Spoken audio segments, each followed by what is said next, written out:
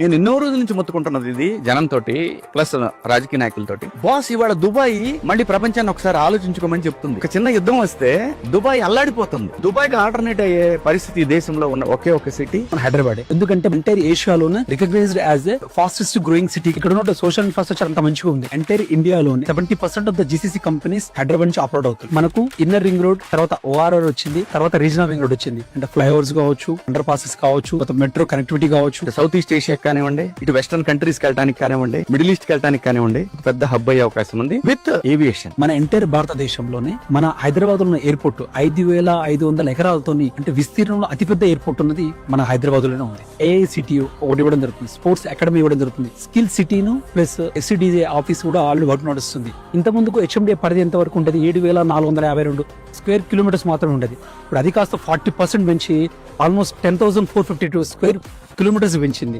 ప్రస్తుతానికి ఈ రోజు హైదరాబాద్ 1,50,00,000 జనాభా ఉంది. ఆ జనాభా కాస్త 2047 వరకు 2 కోట్లకు చేరుకుంటే ప్రపంచంలోనే న్యూయార్క్ సిటీ తర్వాత హైయెస్ట్ పాపులేటెడ్ ఉన్న సిటీ ఏదైనా ఉందంటే మన హైదరాబాద్.